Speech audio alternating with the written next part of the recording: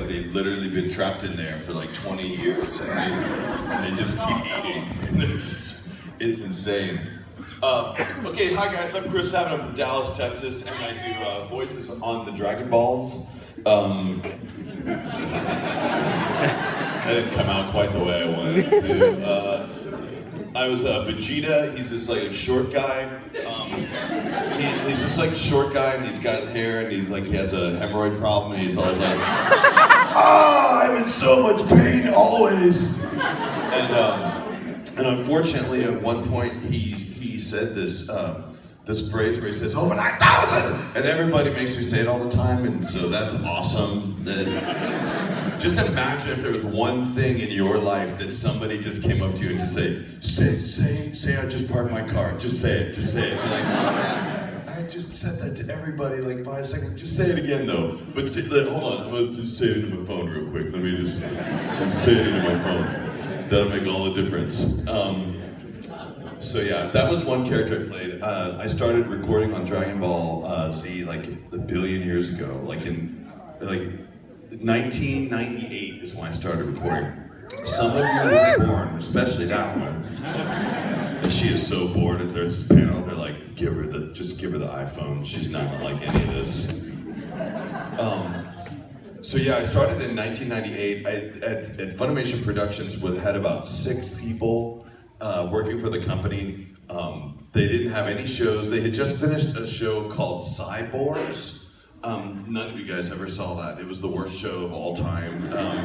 They got the animation done in India, and it was about, I called it Cyborgs, Digital Piggies. And it was like literally these really poorly animated pigs that would go on adventures and stuff. And I wish I could find that. Anyway, so they hired me to come in and do these voices on this show called Dragon Balls or whatever. And I'd never heard of it. I'd never heard of it. And back in 1998, there was no real internet. I mean, there was kind of an internet. It was like a quasi-internet. It was sort of a place that they called the internet, but if you wanted to download a picture, you'd have to download it overnight and just let it just scroll. I mean, maybe, kind of like dial up in this area. But no, it's just the worst internet ever. And so there were no fan sites, there were no fan dubs, there was no YouTube, there was no outlet to see any of this, so I couldn't research it at all. All I just did was come in and I sat down, and the first day I got there, they had this conference room that had all these posters from Japan on it, and had all these pictures of these dudes with yellow hair, and I go, oh, who's that? And they go, that's Goku. And I go, who's that? And they go, that's Goku. I'm like, no, that dude has yellow hair. Oh yeah, he has yellow hair later. I'm like, oh, okay, who's that? Oh, that's Gohan. I'm like, but he looks just like him. And he goes, yeah, that's his son. I'm like, who's that? That's Gohan. It's like, is that Gohan? Like, no, that's Goku when he was a kid. I'm like, oh, so there's Goku. I'm like, no, that's Goten.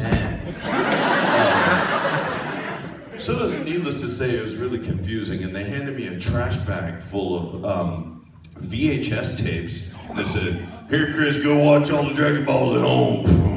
And they just gave me this trash bag full of all the episodes that they had, which, to be clear, they didn't have all the episodes. All they had was just up to where we were going to be recording, which was just a bunch of episodes of this big green dude that was training this annoying little kid, this kid that apparently he'd stolen from someone else in the woods, and it was the most boring stuff I'd ever watched, but for whatever reason I couldn't stop watching it. This is so, okay, I gotta see the next episode at least. And then I'd watch more of it, and I was like, if they just get out of the woods, I'm gonna be really happy with this show. And eventually they got out of the woods. And oh yeah, I played that green guy named Piccolo. And Piccolo's the big green guy on the antenna, and his basic job in all of Dragon Ball is just to tell Gohan what to do. Yes. So much so it's almost like Gohan's his pet, like his dog. Because mostly it's like, Gohan, go! Gohan, do it! Gohan, don't do it! Okay, stay. Gohan. Stay, Gohan! Go! Now stay. Now do it. Do it and stay. Stay! Gohan, don't do it. Gohan, stop! get out of here, Gohan. But do it and stay while you're at it. He was all like, I never quite understood Piccolo's character entirely because, especially at that time, because it didn't make any sense to me. Eventually we went back and recorded Dragon Ball, which explained, you know, that Piccolo was born King Piccolo and he came out of an egg, and then the evil part of him like split out, and that it still didn't make any more sense to me really. But Vegeta is still my favorite all-time character to play, mostly because I've only been playing that guy for like 16 years now. And what's awesome is now they have new movies and stuff. You guys saw Resurrection F and Battle of Gods, and it's so amazing. Yeah, I was just at a con in Australia. 2 weeks, in fact, I only got back 3 days ago, so I'm super jet lagged right now. I'm like the worst jet lag. And out there, they hadn't gotten Resurrection F yet, because they get everything so late. Apparently, they have to like float the tapes over there on a raft or something. And but it was a fun con. The Australians are like, it's like they're like Canadians with their own island, sort of, because they're so nice. They're just the nicest people. That good day, mate. Do you mind signing my poster? I'm sorry, and I just waited 2.5 hours to get your signature, but I'm really sorry that you did. I'm like, why are you apologizing to me right now? You're the one that had I wouldn't wait in line this long for anything. So, but yeah, I'm super jet lagged. Like last night, I was determined to go to sleep. I was get some sleep because I got this trip the next day. So I went to bed at 10 o'clock, which is like yesterday for me. And it was insane. I went to bed super early and I slept, and I finally slept super hard. I was like, yes, I did it. And I looked at my clock and it was like midnight. I'd only slept for like 2 hours total. So I went and I got breakfast this morning at like 5 o'clock in the morning because I couldn't stand it anymore. And then my daughter, who's like 5, came downstairs this morning and she's like, Daddy, let's go get breakfast. I said, Daddy already ate breakfast like hours ago. And her face goes, oh. And I go, I mean, of course I'm gonna get breakfast with you. So I ate 2 breakfasts this morning, and then ate at the airport, and then ate at Paula Deen's today. So I am like, seriously, I'm gonna throw up. I'm so sorry. So I worked on Dragon Ball, and back in those early days of working on that show, we didn't have a lot of things, like simple things, like advanced recording technology. Nowadays we just have a computer, we record, and we can pop to any part of the episode we want to at any time. We can if we want to, we can just zip in for just like 1 word, or if you need to extend out a scream because you're this much short, you can like scream and then layer the 2 together and extend it a tiny bit longer if you need to. But back in those days, we had this huge cassette recorder. It was called a 3/4 beta deck, and it was enormous. It sat on the desk. It was huge. It was like 3 feet by 2 feet, and it had these cassettes that were about the size of this mixing board, like that you put into it. And it took 20 minutes just to rewind a 20-minute episode. It was like, I think it rewinds in real time.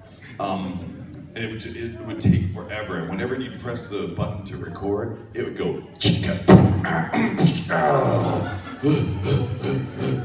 I'm not even exaggerating. It made these weird noises, and then it would start playing. And then when you were done recording a line, like, go on, go, or whatever, and you press stop, and then the machine would just sit there, but you couldn't touch it, because if you touched it, it would screw something up and it would start rewinding all the way to the beginning, and you couldn't stop it, so you had to just wait. And then you never knew how long it was going to be. It could sometimes be like 5 minutes, or it could be like 15 minutes or 20 minutes. You just had to wait on it to stop. So they were really annoying recording days. Funimation didn't have like money or anything back then either, because Dragon Ball wasn't super successful necessarily yet, and it was on TV, but I think people, and I didn't know this back then, but apparently, I guess people assume that if you have a show on TV, it means like you're making a lot of money or something. But apparently, with cartoons especially, you don't make a lot of money by giving your show to a TV station. Like you basically it's like a 30-minute commercial for toys. And so all it is like trying to sell toys and stuff is the only way they can make money on it. So Funimation didn't have a lot of money back then. And so it was hard to find actors to work on the show because no one had heard of Dragon Ball Z. So they said, Chris, you're the voice director now. Your job is to get actors to be on this show. I'm like, okay. So I went to the agencies and I said, hey guys, we're gonna do a show called Dragon Ball Z, and we're gonna pay them some money to do it. They're like, how much money? We want big money to do it. We go, we have little money. And they said, get out of here. So I had to put like ads in the paper, and I went to universities, I went to theater departments, I went everywhere I could to try and find people to work on Dragon Ball Z. And we had this giant cattle call audition with just anybody. And we ended up finding a majority of our cast, and we found out of like 1,500 people who